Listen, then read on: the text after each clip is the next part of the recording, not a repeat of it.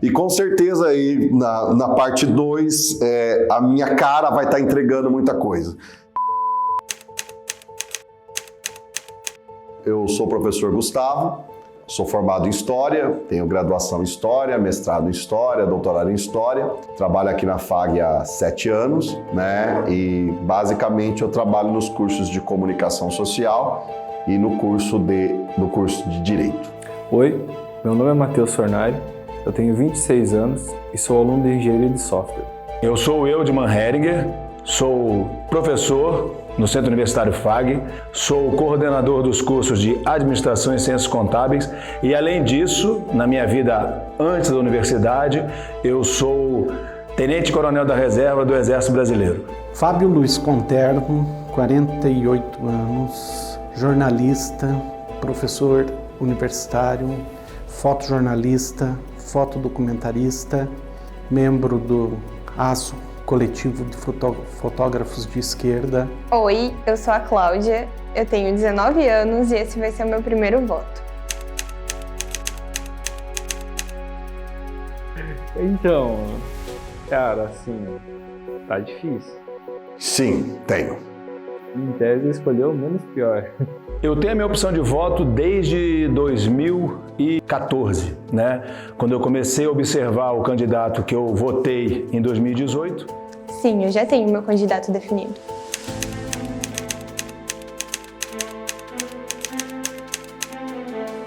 De um segmento pode cair, um quadro pode sair. Muito bem, minha. Também não é disso. Terceiro, eu vou negociar. Porção exata, assegurar do seu âmbito. Setor público que seja um ente dinâmico e moderno. Em vez de, na quinta-feira, uma parte do Poder Judiciário Alimentar. O que resta para mim? E este movimento nosso Focalizou essa questão da... Fiz filosofia, curso de História Natural. Nossa Constituição para congelar investimentos. As novas lideranças inspirados. Basicamente um ponto. Mas, devido a esse... Que time que não joga, não forma. Como fim para se tornar intocável. Junto com a política ambiental. Renda de emprego e de empreendedores. Os mercados internacionais aumentam. Pelas conquistas, carinho muito especial de uma que eu vou decidir no momento adequado. A escola tem um estilo, né? Uma visão política. Inclusive, pegasse o governo federal com a inflação do jeito sustentável em produção de petróleo. O MDB do município sonhou e por qual ele trabalhou. Um país onde as diferenças das suas posições, tanto políticas, posta, e aí a gente não pretende estar em vários séculos para justificar a existência, ela esteja voltada para o atendimento das necessidades. Eu acho que o cenário político brasileiro ele não está nada favorável para a população. Eu acho que como maior parte, como trabalhador, a maior parte da massa do Brasil, eu vejo que o governo atualmente tem falhado em bastantes áreas com a população. Um governo que pregava uma política alguns anos atrás, se contradiz em fazer outras coisas. O cenário político que se apresenta pra gente hoje no Brasil, ele é muito tendencioso, eu fico vendo, né? Porque tem um candidato de direita, um candidato de esquerda e tem uma terceira via. Mentira, nós só temos um candidato de direita e todos contra esse. Se você ver qualquer documentário, né, você vai entender que nas eleições, desde 89 até a eleição de 2014, era só uma troca de candidatos do mesmo lado, né? Um ganhando, o outro perdendo. Com o advento deste candidato que está incomodando todo mundo, né? Ele tem feito alguma coisa pelo Brasil, né? Então, a política brasileira hoje tem sido muito influenciada por aqueles que foram colocados lá naquele Supremo Tribunal Federal, né? Então, eu vejo a política brasileira desta forma. Você tem um candidato contra o resto. Então, na minha opinião, se tem um fazendo alguma coisa, deve estar fazendo certo, que está incomodando todo mundo. Eu colocaria intolerância. E essa intolerância, a gente é um pouquinho mais velho, então vai acompanhando os movimentos. Ela foi muito visível, principalmente a partir da eleição de 2016 para cá, né, da eleição de 2014, né, que foi extremamente polarizada, e ela acabou resultando também numa eleição de 2018 muito polarizada, com um cenário que não vai ser diferente somente a partir da eleição especificamente desse ano. E o que me preocupa, na verdade, em todo esse cenário não é nem a discussão política, porque a discussão política ela é praticamente nula, levando em conta que todo indivíduo está na sua bolha e não pretende mudar muito o seu ponto de vista. O que me preocupa muito é que, se não tem uma discussão política, não há diálogo. Se não há diálogo, a gente não vai conseguir pegar os projetos que efetivamente são importantes para o país, independente da visão de mundo de quem assuma, mas fazer com que essa visão de mundo ela se consuma de modo que o país vá para frente, independente se essa visão a gente concorde com ela ou não. Então eu me preocupo muito com a polarização, né? Me preocupo muito com os discursos ríspidos com relação às instituições de modo geral. Mas é aquela coisa, tipo, a gente vive numa época, vivemos num momento, a gente não pede para nascer e o cenário é esse. E eu sinto também, isso eu comentei esses tempos atrás com um grupo de alunos, eu me sinto, me dá uma certa frustração porque quer queira, quer não, eu que já tenho 38 anos, né? A gente pegou um contexto político muito melhor quando eu tinha a idade de muitos de vocês. Então eu acho que pela condição de professor de história e tal, o que eu fico pensando é que a gente entregou para vocês um ambiente pior. Então, nesse caso, cabe uma autorreflexão, né? Que eu não sei se vai ser permitida num ano eleitoral especificamente, mas se a gente assumiu lá atrás com um ambiente um pouco mais agradável para se discutir posições de mundo variadas, e se a gente entregou hoje de uma forma um pouco mais deteriorada, é culpa da minha geração. E isso, infelizmente, eu acho que é uma autocrítica e serve para a gente ver se os mesmos erros que foram cometidos lá atrás a gente não cometa daqui para frente. Eu espero que essas eleições no Brasil, as eleições de 2022, trazem já desde 2018, desde 2016, na verdade, uma divisão, uma polarização de um Estado, de um país, onde, a partir de um golpe surreal, abriu-se uma verdadeira caixa de Pandora num país e colocou tudo de cabeça para baixo. O ódio, o terror, a xenofobia, o machismo, tudo isso que estava, de certa forma, superado, né, controlado, enfim, aflorou de uma forma extremamente maluca num país, num curto período, um fascismo, um negacionismo, uma negação à ciência, uma negação a tudo, que deixou o nosso país de cabeça para baixo. Tudo que eu quero que o meu candidato ganhe é que ele prossiga realizando todo o seu plano de governo, né? Tirando essa ideologia que tem na cabeça. É muito difícil, né? Porque ficaram 30 anos aí tomando conta disso. O rombo que aconteceu em 16 anos de poder do outro partido está aí. É só você ver, é só você procurar. Ninguém está dizendo isso. Então, essa bandidolatria que existe também, tudo que eu espero é isso. Que o Brasil tome um rumo certo, né? É o mais certo? É o melhor candidato? Não sei, mas é aquele que espelha os meus valores. E espero que ele possa melhorar muito o Brasil, porque atualmente o cenário do trabalhador está de mal a pior.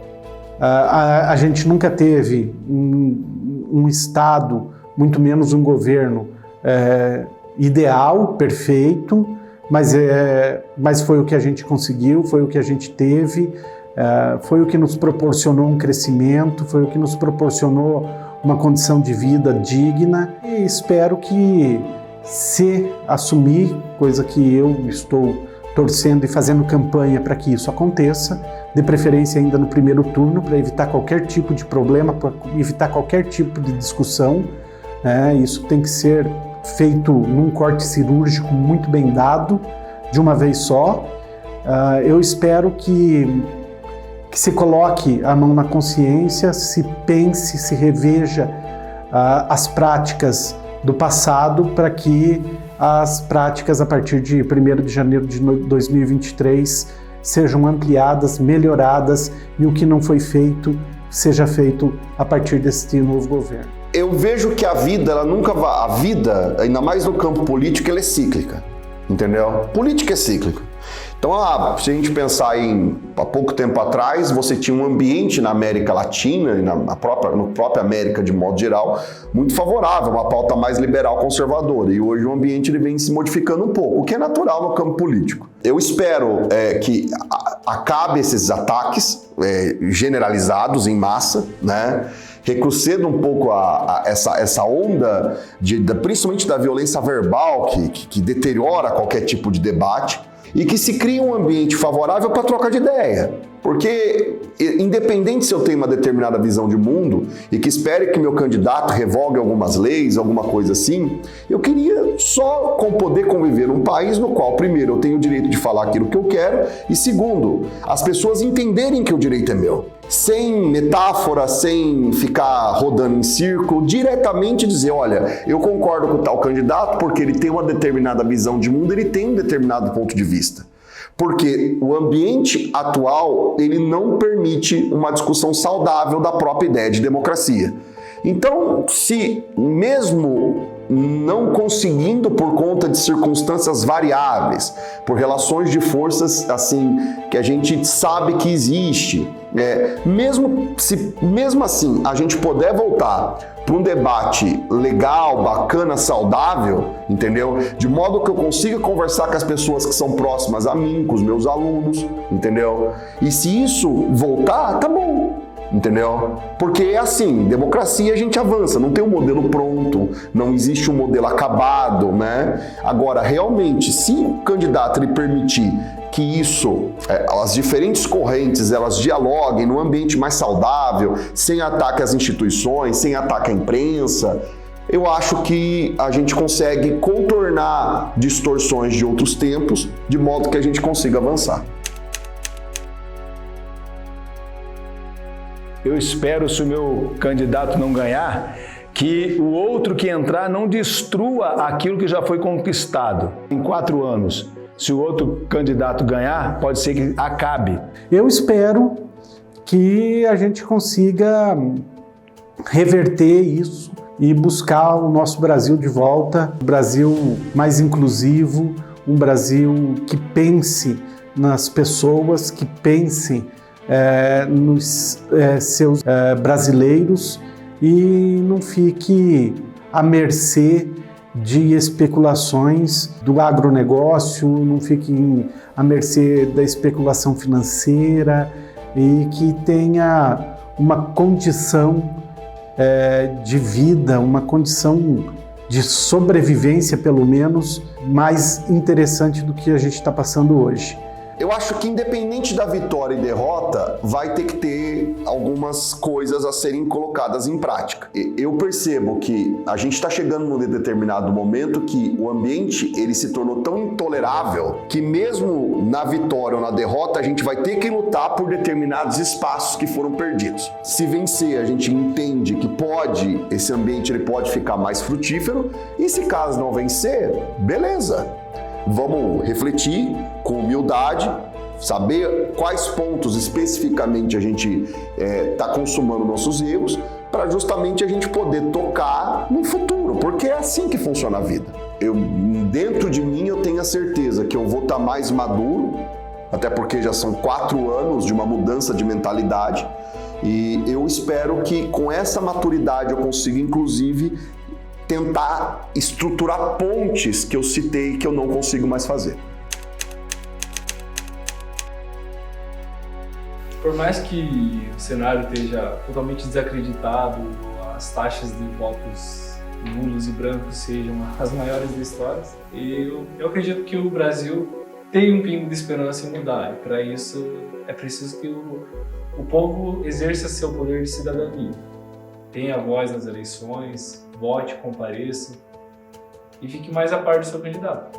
A política ela é uma coisa que a gente constrói, então vai dos cidadãos também. Não adianta a gente aqui reclamar que o X ou o Y não fazem nada e nós não formos atrás dos nossos direitos, nós não estudarmos, nós não buscarmos também, melhorar alguma coisa, mudança. A gente é a mudança que a gente quer ver no mundo. E jovens, vamos fazer a diferença. Vocês são capazes de mudar esse país. Venham junto para essa luta que é extremamente importante. Não vou pedir para fazer o título porque não dá mais tempo para essa eleição, mas faça para as próximas. Todos devemos ir às urnas, por mais que seja obrigação, é um dever e um direito nosso de ter uma vida digna, uma vida com qualidade, uma vida com respeito daqui para frente. Mas de qualquer modo, a gente está aqui, a gente tem uma função social, a gente sabe o nosso papel, a gente não quer ser o dono da verdade, longe disso, mas chega um determinado momento que mentira, calúnia e violência são elementos que a gente não pode mais aceitar dentro da esfera política, e por isso que eu acho que a gente tem que ter mudanças substanciais naquilo que a gente está vivendo hoje.